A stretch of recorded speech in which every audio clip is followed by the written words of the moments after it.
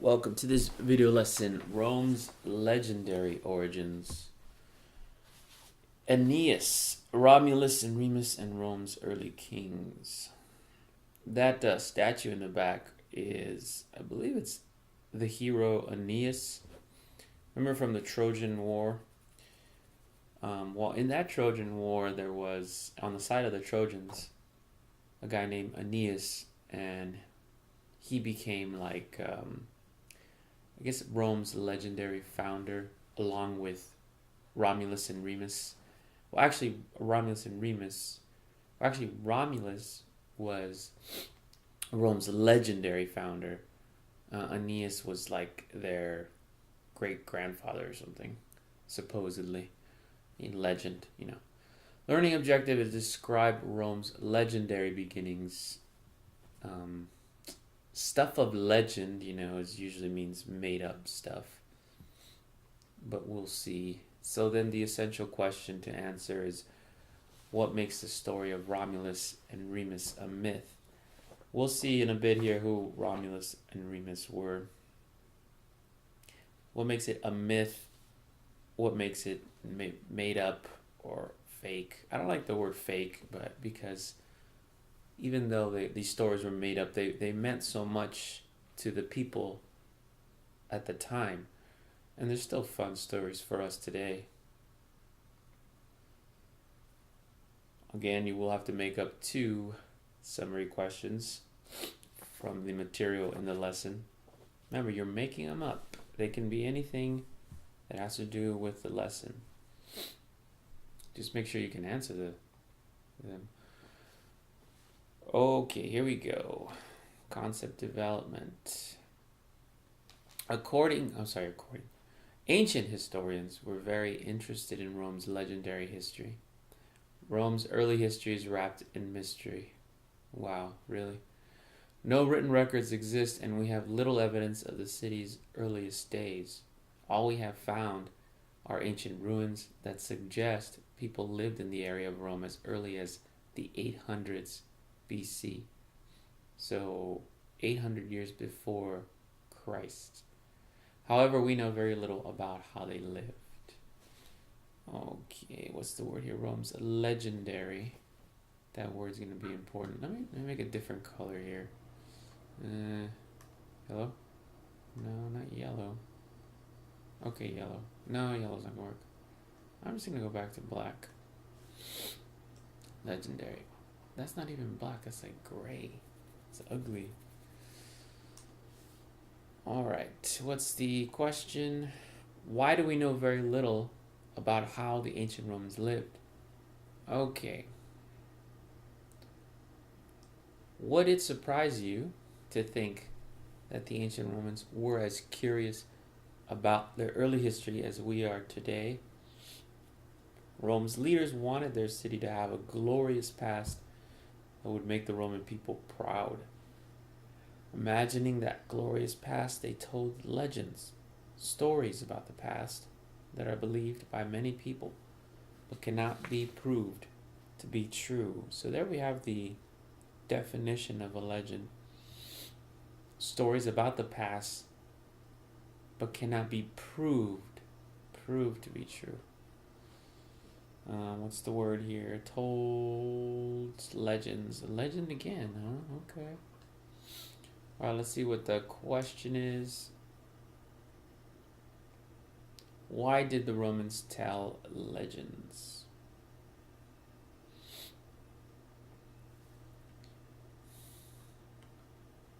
Next, we have the Romans believed their history could be traced back to a great Trojan hero named Aeneas.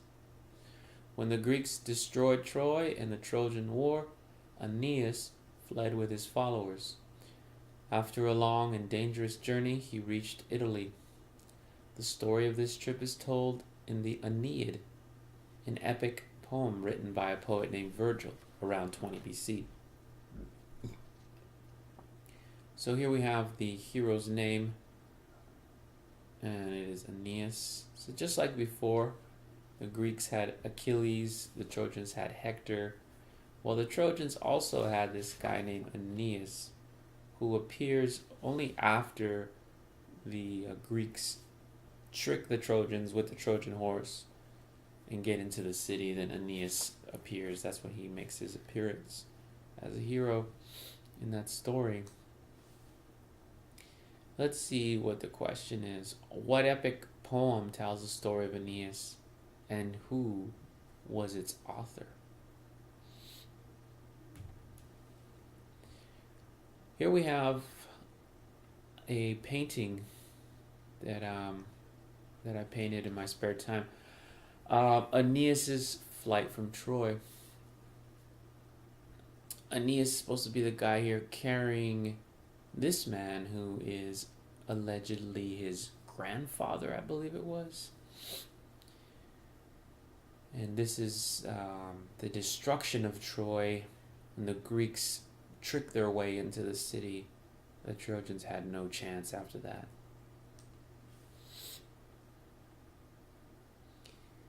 Here we can see the route, supposedly, that Aeneas took on his way to Rome. So he started here in Troy. Here it is, Troy. And so as the city was being destroyed, he fled. And he fled by boat, I guess, to sea, visited the island of Crete, went over here to the borders of Greece, came across the Ionian Sea, into Sicily, back over here into the Mediterranean, loop-de-loop, back over here, into Italy, and then into this here, Latium, which is where the Romans would eventually found their city. So the Romans believe that Aeneas, this Trojan, is their ancestor, I guess you can say. And this is the route he took. Must have took him a long time, huh, to get to that. Alright, anyway, here we go. Among the descendants of Aeneas were the founders of Rome. Okay, so here we get to the founders of Rome. According to Roman legends, these founders were twin brothers named Romulus and Remus. In the story, these boys led exciting lives. When they were babies, they were put in a basket and thrown into the Tiber River. Alright, how many times have we seen this baby in a basket in a river thing? Come on. They didn't drown, though, because a wolf rescued them. Yes, a wolf. The wolf cared for the boys for many years. Eventually, a shepherd found the boys and adopted them. Alright, so what do we have here? 4 twin brothers. So these brothers are, I don't want to say abandoned, but put by somebody in a basket and were found by this shepherd guy, and he raised them. Found by a wolf.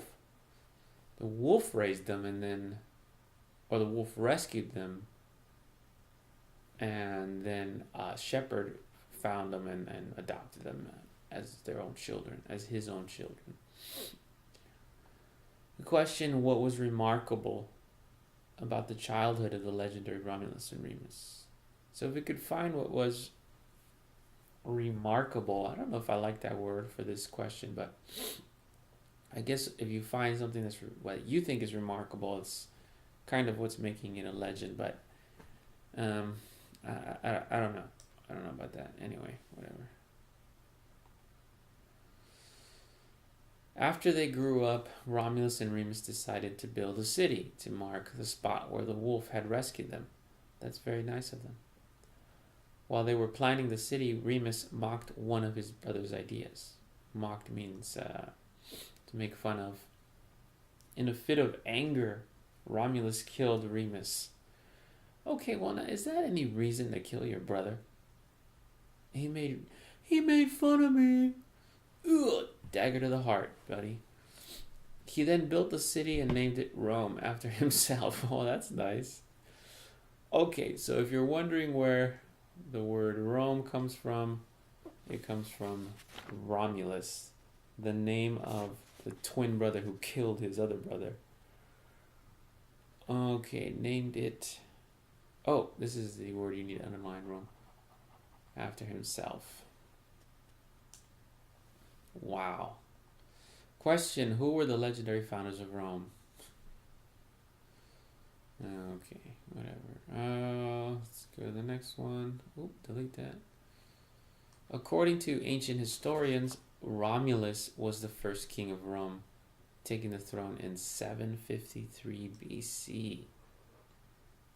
Modern historians believe that Rome could have been founded within 50 years before or after that date. What are they basing that off of? I have no idea.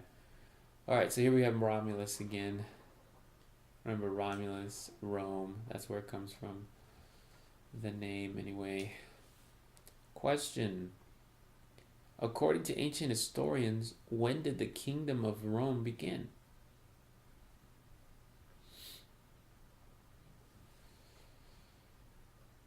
Alright, next one. Oh, there's a lot of paragraphs here. Roman records list 7 kings who ruled the city. Not all of them were Roman. Rome's last 3 kings were Etruscans. These are members of a people who lived north of Rome.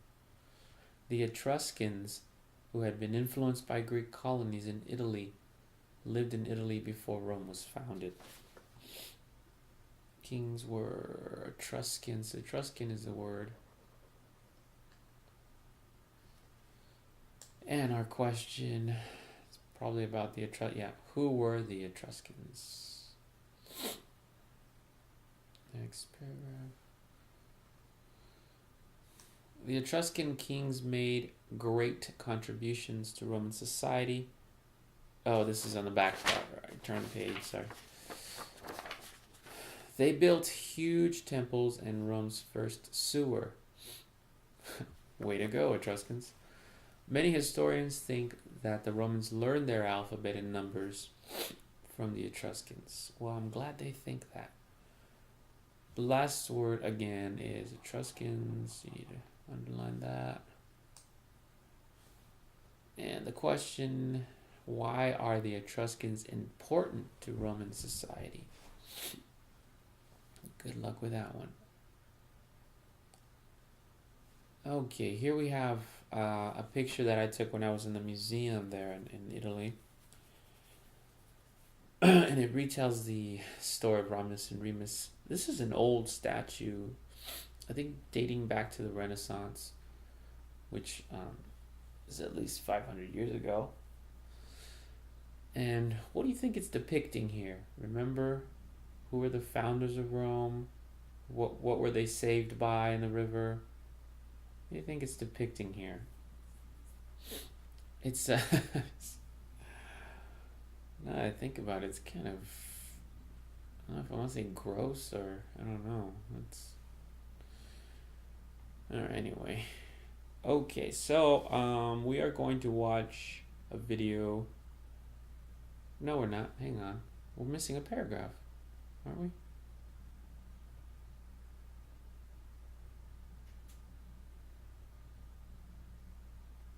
Yeah, we're missing an entire paragraph. The last Roman king was said to have been a cruel man who had many people killed, including his own advisors. Finally, a group of nobles rose up against him. According to tradition, he was overthrown in 509 BC. The nobles, who no longer wanted kings, created a, and let's see, I'll write these words, created a new government. Those are the missing words on your paper. You know, this government is spelled with an N, so it shouldn't be government. A new government. No, I guess not. Alright, so let's watch this video. Pretty cool video showing the story of Romulus and Remus. After that, you will retell the story of Romulus and Remus on the lines below in your paper, and then your favorite, making claims and backing them up.